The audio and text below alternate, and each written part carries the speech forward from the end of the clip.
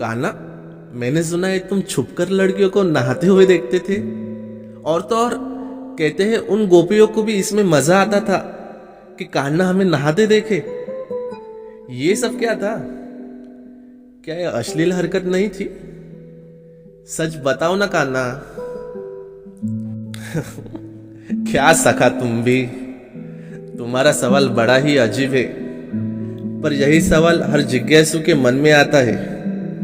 बचपन में वृंदावन की यमुना किनारे जब गोपियां स्नान करती थी, तब मैं उनके वस्त्र लेकर पेड़ पर चढ़ जाता था। गोपियां घबरा जाती, शर्माती और गुस्सा भी करती।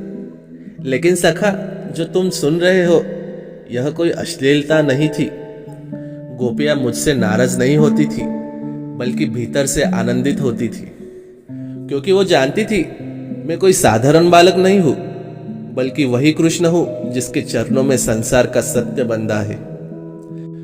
उन वस्त्रों के पीछे मेरी शरारत नहीं, बल्कि एक गहरी शिक्षा छुपी थी।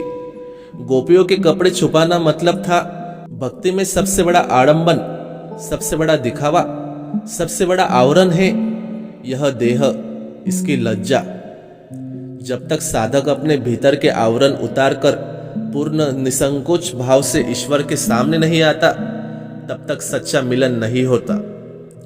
इसलिए मैंने गोपियों को सिखाया, सच्ची प्रार्थना वही है जब तुम अपने मन, अहंकार और दिखावे के वस्त्र उतारकर पूरी आत्मा से मुझे पुकारो। तभी तो गोपियां भी कहे उठी, कान्हा हमारे वस्त्र हमें लौटा दो।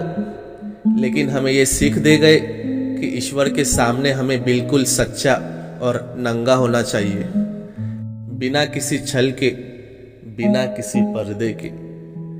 तो सखा, जो तुम्हें बाहर से अश्लील हरकत लग रही है, वही भीतर से आध्यात्मिक शिक्षा है। क्योंकि मैं कृष्ण हूं, मेरी हर शरारत में भी एक भक्ति और प्रेम का रहस्य छुपा हुआ है। राधे राधे।